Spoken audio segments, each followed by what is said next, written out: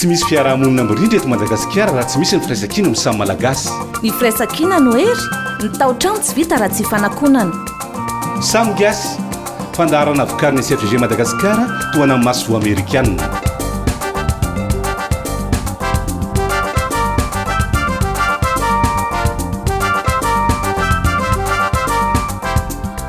Andraikitry ny olo-pirenena isy fandriam-pahalemana eo amin'ny fiarahamonina misy azy. Horesahina miaraka amin'ny Norizara Eveline, mpitarika tanora avy ao Diego io, mandritra ny Samy Gasy mandray vahiny anio.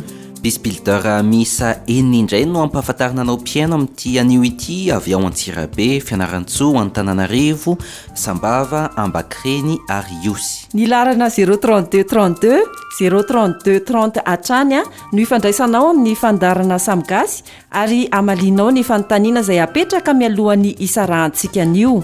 Noro Rawely Arsan sy fetra Rakotondrasoava manolotra ny Samy Gasy, tonga soa eto amin'ny fandarana ary manasanao hanaraka izany hatramin'ny farany.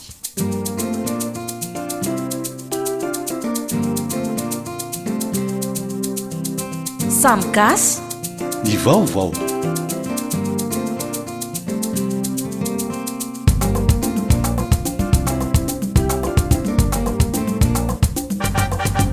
Avy ao Antsirabe, vavitokany vakinakaratra mandray anjara amin'ny fiofanana ho tonga Bisbilder i Artina Lalasoa Ursile, izy no ampahafantarina voalohany anao anio. Antso Antarby no ny fandraisany Samy Gasy tamin'ny Artina Lalasoa Ursile. Allô? Salama tompoko. I Artina Lalasoa Ursile ve io? Ie tompoko. Ianao mipetraka aiza? Aty Antsirabe. Zany, aizao amin'le lapan'ny tanàna io? Saika ahoana zafady? Saika anontaniako fotsiny. Ianao ve mahafantatra an'ilay tetikasa Samy Gasy? Ie tompoko. Zany nandray anjara tamin'ilay izy. Zany nandray anjara inona ny fandraisanao anjara tamin'ilay izy? Nandefa dossier za. Oviana? Raha tsy diso dia ohatran'izany nandefa dossier voalohany indrindra. Zany? Dia nao izao manantena be amin'iny? Fa mety hitondra inona aminao io? Efa ela be mihitsy nangetaheta formation. Na formation momba an'ina na formation momba an'ina ve? Thème nalefanareo iny. Dia inona le thème? Satria resaka fotsiny aloha. Iny satria za tsy miasa amina radio dia akaikikaiky kokoa amin'ny resaka ina moa amin'ny resaka fonina zany izy indrindra amin'ny resaka hoe fandriam-pahalemana sakan'izany na fomba fiainana mba tsy sinina iny moa zany korotana ara-piarahamonina zany hoe manantena zany ianao fa ilamina be Antsirabe raha ohatra ka tafiditra amin'io formation io ianao ve? Mba manao izay ho vitako aho zany. Zany? Mba izay zavatra azoko avy any aminareo satria za tsy mahafaka mamokatra fandaharana sakan'izany dia mifanerasera amin'olona ihany koa. Dia inona zany zao zavatra tianao ho teneniko izao? Tianao teneniko dia hoe ianao anisany voafantina avy any fatrofatina karatra andray anjara amin'ilay formation movan'ny hita mihitsy ianao mampiasa ny radio ohatr'izay mihitsy ilay communiqué alefa amin'ny radio tsy zany? Isan'ireo tafiditra andray anjara amin'ny fiofanana ho tonga Bisbilder tokoa arak'izay naminavinany azy i Artina Lalasoa Ursile. Rehefa avy tao Antsirabe isika teo niaraka tamin'ny Artina Lalasoa Ursile dia ho an'ny Fianarantsoa indray fetra. Bisbilder ampahafantarina anao manaraky. Saoly Nirina, mpanao gazety avy ao amin'ny radio Tsiro Fianarantsoa, mipetraka ao Ankifafa. Ao Ankifafa re inona no mampiavaka ny Saoly? Anisan'ny manana andraikitra ihany koa amin'ny fiangonana dia ankoatran'izay moa zany le fifaneraserana bebe kokoa amin'ny manodidina hitako hoe mora mifandray kokoa amin'ny maha-mpanao gazety zany aloha dia eo ihany koa le hoe mora ny fifandraisana amin'ny samy mpiarahamonina. Miofana ho Bisbilder na hoe olona mpanorona fandriam-pahalemana isa oly amin'izao fotoana izao ho an'ny Madagascar ilaina ve ny fananana an'izany Bisbilder zany? Ilaina satria raha ny zava-misy amin'izao fotoana izao zany aloha dia tena mitaky an'izay zavatra izay hoe fa be dia be sy mianaka loatra ilay tsy fandriam-pahalemana eto amintsika, be dia be ilay zavatra mety miteraka disadisa eny anivon'ny fiarahamonina dia tsara ny hoe misy mpitarika zany izay resaka hoe fanorenana ny fiarahamonina mirindra izay. Hono i Saoly, meo asa telo mivaingana hoe maneho atongavana amin'izay hoe resaka fandriam-pahalemana izay ho an'ny Madagasikara. Eo amin'ilay hoe fanorenana ny dina ohatra satria ny anivon'ny fiarahamonina sy any fotony zany de hoe mila apetraka aloha tena hoe apetraka zany ny dina mba hifampifehezana eo amin'ny samy mpiarahamonina ary raha samy mandray ny andraiky ny tandrifiny andraikitra tsirairay a de mino fa atongavana amin'izay resaka hoe fandriam-pahalemana zay ny manaraka an'izay ihany koa mbola fandraisana andraikitra ihany koa le izy fa eo amin'ny fitaizana n'lay zaza ary tena hoe miainga avy any atokantrano le izy zany le fandraisana andraikitra ny ray aman-dreny sy ny eo amin'ny samy mpiarahamonina ny olobe eo amin'ny fiarahamonina zany mila n'izay fandraisana andraikitra zay ihany koa mba hisian'ny hoe fandriam-pahalemana matotra. Toy izao ty fehezanteny ty Saoly tsy misy fandriam-pahalemana raha tsy miray hina ny vahoaka.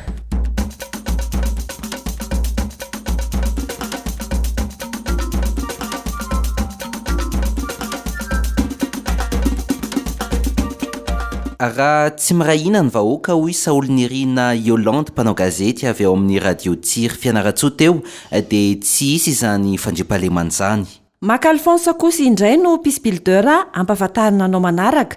Iza moa i Maka Alphonse? Zao dia taleny kabinetra ny filohan'ny fampihavana pirenena. Akoatran'izay hoe FFM izay misy sehatra hafa ihany koa hoe ahafahana atongavana amin'izay hoe fandriam-pahalemana izay to Madagasikara. Ny lanany sy ny hoe tombondahiny amintsika zany ny manana ny orafitra eo dia hoe ny fanjakana mihitsy zany resy lahatra fa tokony hapetraka ny fampihavana pirenena. Faharoa io zany dia misy lalàna napetraka hahafahana manao an'izay resaka zay tanjona iraisana zany dia ny resaka isian'ny filaminana zay.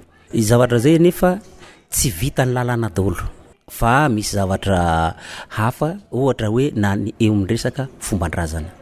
Ao anatin'io lalàna io dia hoe mivaloriser manome tombondahiny an'ireo fombandrazana izay ataontsika hoe efa rafim-piarahamonina na hain'ny fampitaiza na hain'ny fandamina nefa ireo somary lefy ireo anefa no nahafahan'ny olona mpiarahamonina tany rehetrarehetra tany na hain'ny aramonina nentina nandamina ny disadisa teo aminy ka hatramin'izao afaka ny ara-miaina sy ny ara-nipetraka ireo olona ireo ny halefy anefa izy io amin'izao fotoan'izao no ny antony maro samihafa ka tokony trandrahana zany izay ataontsika hoe fomba manao malagasy sy ny traikefa fananana ny razam-bentsika ka nahafahany ny tandro ny filaminana sy ny nandamina ny fiarahamonina teo amin'ny samy izy ireo.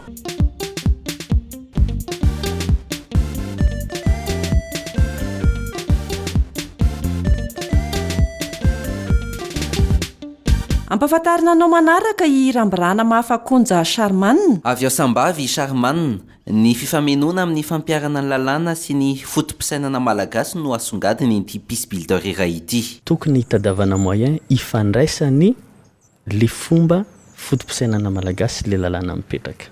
Za zao avy nanao fanadadiana amin'ny resaka fananantany fa io de tena problème.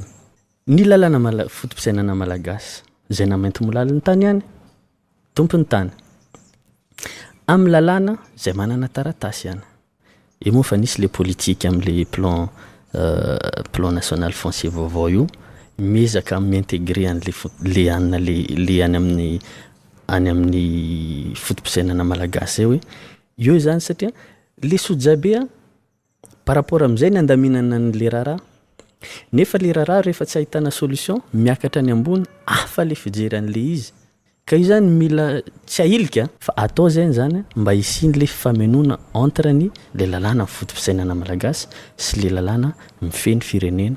Ohatra za zao namono ny zanakao nanolana ny zanakao maty ny zanakao tonga amin'ny polisy tsika tonga amin'ny gendarme tonga amin'ny fitsarana ndao aranao marimaritra iraisana raharam-pihavanana dia manome anao vola tondra hoe roa tapitrisa zavatra misy zany roa tapitrisa telo tapitrisa dia manginy ianao iny ara-pitso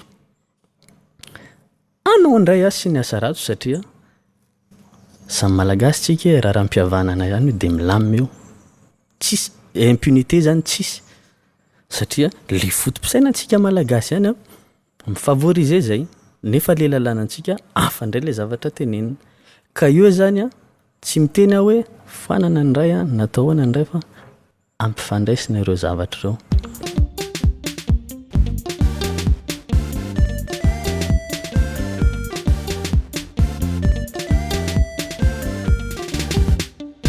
mitondra fivavahany randriana solony aina mamitiana tseheno izay miofanao pisbilder ary ampahafantarina anao piaino manaraka. Tao anatin'ny heritaony izay dia nisy fiatsarany kely ny fandriampahalemana tao Ambakireny, distrikany Tsaratanàna izay toeram-ponenany. Fa naninona ary? Azo lazainy hoe fa nisy satria misy an'ilay miasa amin'ny fokon'olona andaniny sy ny mpitandro ny filaminana kilany miavaka amin'ny tompona ndraiky tao amin'ny fanjakana. Dia hitako hoe fa azoazo efiana kely aloha zany fa izy indray tsy tena mbola milamina fa azoazo efiana. Dia ohatrany ahoana izay fiara-miasa izay? Ny ohatra hoe vavany aminay any amin'ny fokotany mihitsy zany dia le fiambenana aloha anankiray. Le fiambenana an'ilay satria efa samy manana ny faritra anazy le anina dia vavaikitra ohatra ny fanavahan-dia dia samy mamoaka folo lany isaky ny fokotany. Zay ohatra anankiray. Ny faharoa manaraka an'izany le fametrahana an'ilay fandehanan'ireo le mpitandro ny filaminana mitovy devolina amin'ireo le faritra manodidina zany. Mo lay matetika zany misy resaka réunion na resaka sécurité foana miaraka amin'ny commandement ny gendarmerie avy any Ambata.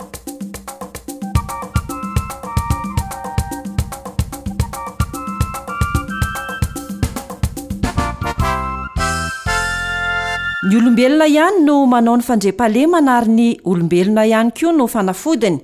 Hoy Rakoto Zandriny Louis Validor, isan'ireo pisbilder ampahafantarina anao eto amin'ny Samy Gasy androany. Avy any Iosy amin'ny faritra Iorombeiny Noro no misy any Rakoto Zandriny Louis Validor. Le fandriampahalemana manko ny olombelona ihany manao anazy dia ny olombelona ihany manakorotana anazy. Donc tsy maintsy ny olombelona ihany ny fanafodiny no isan'ny ilaina izany zavatra izay. Inona izany izao no tena mety ilana an'izay raha ho an'ny Madagascar, raha ataontsika hoe ho an'ny faritra atsimo iny izao? Maro tokoa ny sehatra mety ilana ny fandriampahalemana satria sisy famokarana azo atao raha tsy milamina ny olo. Iny ary natao tsy milamina ara-moraly fotsiny ara dia efa sisy vokatra ho azo, sisy fampandrosoana ho azo fa anatin'ny taitaina mandrakariva ny sarambabem-bahoaka. Raha i Validor zany izao no antsoina hoe antsoina ametraka paikady ho an'izany fandriampahalemana izany ho an'ny Madagascar dia milaza hoe asa anankitelo tokony atao amin'izany ao anatin'izay paikady izay.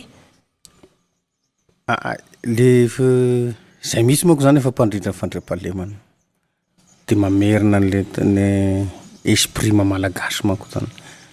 L'esprit malagasy hoentinay amin'izay zavatra izay zao amin'ny toerana misy anakany voalohany fanajana ny ray aman-dreny aloha. Izay le identification culturelle zany zay nampianarina teo. Ka raha vao tsy manaja ny ray aman-dreny ianao dia izy zany ny ankatoavinao. Zay ny aspect fary lehibe zay le fahendrena malagasy zay le ray aman-dreny tokony henoina zany satria le ray aman-dreny mahalala ny toetran'ny ankizy eo anatin'ny fiarahamonina. Ka rehefa le ray aman-dreny mivondrona mananatra ny ankizy dia misy ny tahotra n'Andriamanitra. Satria fa fahendrena voajanahary amin'ny malagasy zavatra. Ianao moa izany ao Iosy mihitsy no mipetraka? Dia tompon-tany ao aminao. Amin'izay hoe mahatompon-tany izay, inona no mampiavaka anao? Ia zany tsy violent fa mifampiresaka mandrakariva dia mifandefitra.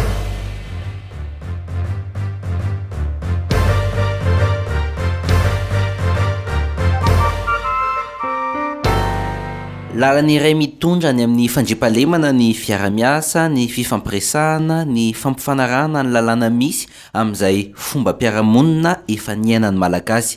Navoatra an'ireo pisbilder nampahafantarana anao androany teto amin'ny fandarana Samy Gasy teo ireo. Ny fampahafantarana ny Rakoto Zandriny Louis Validor avy ao Iosy teo fetra no mamarana ny fampahafantarana ireo pisbilder izay miara-dia amin'ny tetikasa Samy Gasy.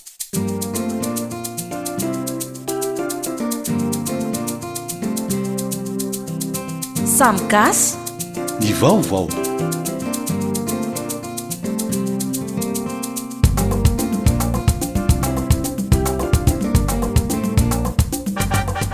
aza tonoana mialohan'ny isarantsika no hanomezana anao indray ilay fanontaniana izay valiana SMS amin'ny laharana 03232 03230. Norzara Eveline mpitarika tanora avy ao Antsiranana no vahiny raisin'ny Samy Gasy androany. Lohahevitra ifampiresahana aminy kosa ny hoe andraikitry ny olom-pirenena amin'ny fametrahana ny fandriampahalemana. Antsoatarby mofetra no ny fandraisany fandarana amin'ity vahiny ity. Samy Gasy mandray vahiny. Mandrosoa tompoko.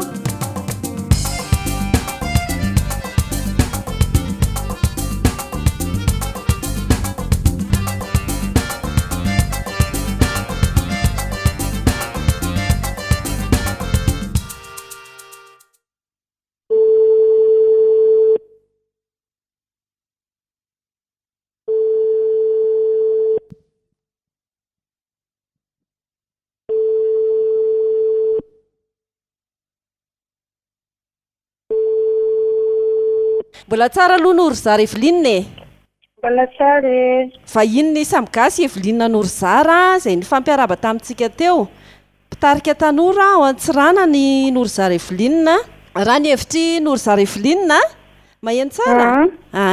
Maheno tsara. Ya, manana andraikitra ve ny olom-pirenena eo amin'izay hoe fametrahana fandriampahalemana izay eto amintsika? Io resaka fandriampahalemana io za moa hoe natokana ho an'ny mpitandro ny filaminana ireo fa natokana ho an'ny olona pirenena tsirairay. Zany hoe resaka responsabilité partagée zany filaminana zany. Raha resitsika fotsiny eo amin'izay resaka zay ny questionna la paix zany questionna responsabilité personnelle aloha le izy dia tafiditra ao anatiny responsabilité sociale koa mba ahafahantsika miconstruire les sociétés noeritreretintsika ho stable sy ho en paix zay. Raha alaiko ohatra fotsiny hoe eto Madagascar Madagascar zany anisany hoe classé eo amin'ny fahadimambolo sur 178 pays au pays anisany hoe misy haut risque de violence. Zany hoe mety misy risque na tsy fitovian-kevitra zany dia io zavatra io nefa zavatra azontsika tsaboina tsara. Azo tsaboina tsara le izy anomboana anazy dia ny fampianarana ny olom-pirenena amin'ny antsoina hoe fandriampahalemana. Rehefa ohatra nahoana no tokony le fandriampahalemana, rehefa ohatra nahoana no tokony ampianarana an'ilay olom-pirenena zay satria matetika eo amin'ny tsy fahaizana an'ilay izay processus izay no matetika mitondra an'ilay violence. Fa mahatsapa ve Eveline hoe tsy manana izay kolotsain'ny fandriampahalemana izay ny Malagasy? Ny gasy aloha zany amin'ny Malagasy izy manana le sotoavina Malagasy, le fihavanana sy Malagasy anazy zay. Atsika manana an'izay toetrana zay fa matetetika zany le sotoavina io matérialisé le izy dia maro koa le izy no efa simba amin'izao vanim-potoana iainantsika zao. Donc tsy hoe tsy fananana fa fampatsiarovana no tokony atao ary no tokony ho ampianarina isanandro ho an'ny olom-pirenena zay. I Norzara Eveline manokana ve fa nandray anjara tao amin'izay resaka hoe fametrahana fandriampahalemana izay tany Antsiranana? Amin'ny mampitarika ny tanora amiko dia efa maro ny action menena tsy zareny moa zany no izy fa ao anatin'ilay association noetiko nanomboka tamin'ny 2009 zay fa niasa mafy teo amin'izay fametrahana fandriampahalemana zay. Nanomboka nataontsika hoe ny fisian'ny espace mba ahafahan'ny tanora sy ny entité hafa afaka miresaka mba hisy ny fifankalozana. Anisan'ny olona tena nafanafo tao anatin'ny antsoina hoe programme Rivonjao za miteny amin'ny atsika zao ty za Eveline zany. Dia io programme Rivonjao io resaka na prévention mba hiala amin'ilay tanora hiala amin'ilay délinquance juvénile. dia tamin'ny 2010 ny programme no napetraka ary navita namolavola teo amin'ny 20 tanora io association io. Dia nanomboka teo zany no napetraka hoe tokony misy toerana anankiray ahafahan'ny tanora miexprime, ahafahan'ny tanora maneho hevitra sy ahafahan'ny tanora samy tanora mifanakalo hevitra. Dia par rapport amin'izay zavatra zay dia maro ny zavatra tsy lasaka any amin'ilay violence zay zany satria le tanora ny volavolaina tao anatin'ilay programme arivontsao ivolavolaina tamin'ny sport ampanaovina molengy créole izy sy capoeira. Zany hoe rehefa misy le fomba fievacuer la colère zany le colère misy fomba hafa mety tondrasina anazy fa tsy hoe hitarikazana amin'izay violence zay.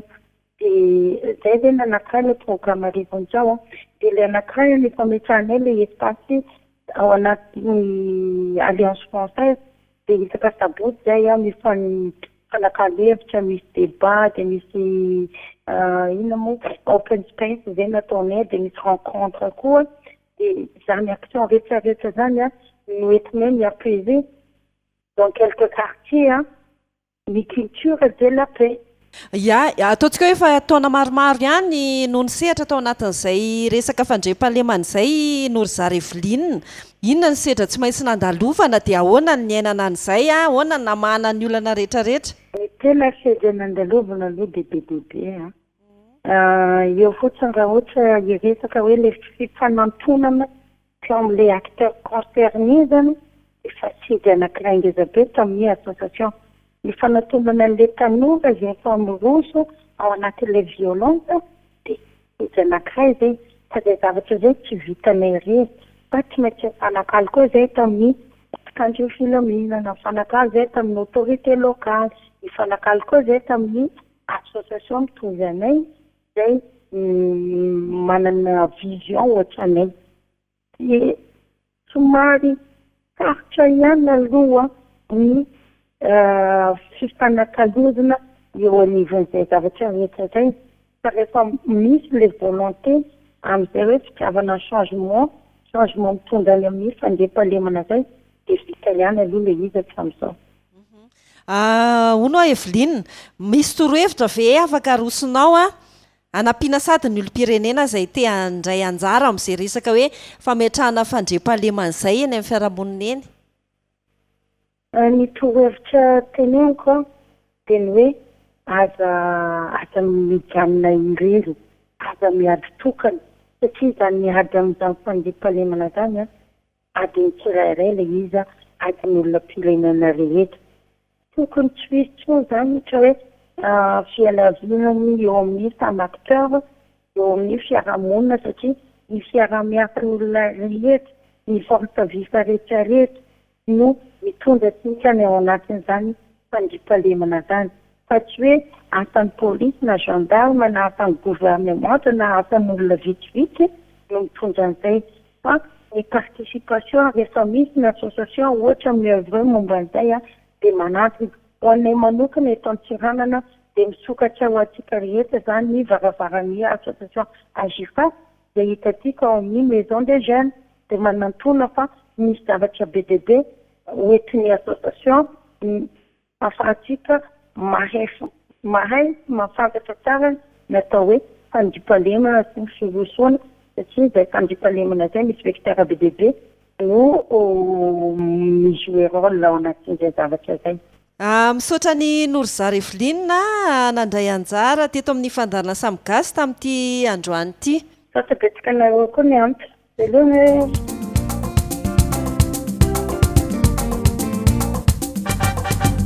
Samy Gasy iray tanàna ray vina miaradio amin'ny fandriam-pahalemana Samy Gasy. Samy Gasy Laharana ifandraisana 032 32 032 30.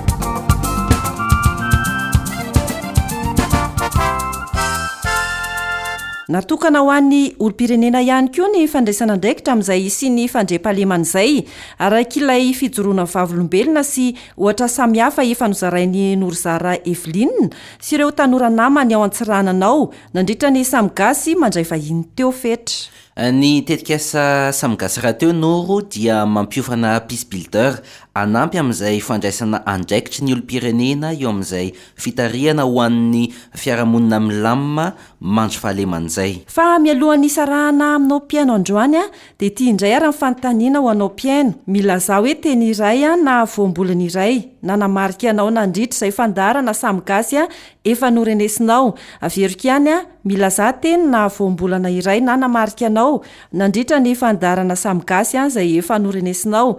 Alefaso SMS amin'ny laharana 03232 03230 ny vali ny fanontaniana. Azadinoana fa isy valisoa an'izay mamaly fanontaniana betsaka indrindra amin'izay aroso eto amin'ny fandaharana Samgasy ary tsy ahivina trano fa maimampona ny fandefasana SMS ho an'ireo mampiasa ny laharana Orange. Ny Samgasy an-tsehatra izay natao tao amin'ny amfiteatra Lycée Andohalo izay nanehoana an-tsehatra ireo groupe na vondrona 5 mandrafitra azy 420 mianadahy peace builder ireo no ampiainana anao amin'ny fandaharana amin'ny herinandro. Mandra-piandry izay fionantsika amin'ny herinandro izay dia azadinoana ny mifandray sy mifanakalo hevitra ao amin'ny pejy Facebook ny tetikasa Samgasy sy ny site web ny tetikasa na ny tranokala ny www.samgasy.mg. Isorana ianao mpiaino nanaraka ny Samgasy hatramin'ny farany, isorana ihany koa ny Air Madagascar izay manohana sy miara-miasa amin'ny Samgasy. Norora Oely Arson sy Fetra Rakotondra Soavana nolotra ny fandarana, Santa Nirina teo amin'ny lafiny teknika. Veloma tompoko.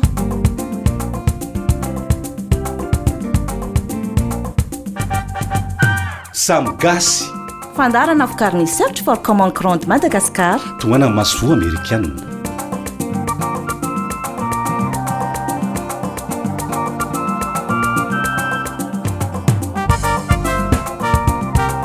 Samgasy iray tanàna iray vina miaradia ho an'ny fandriam-pahalemana.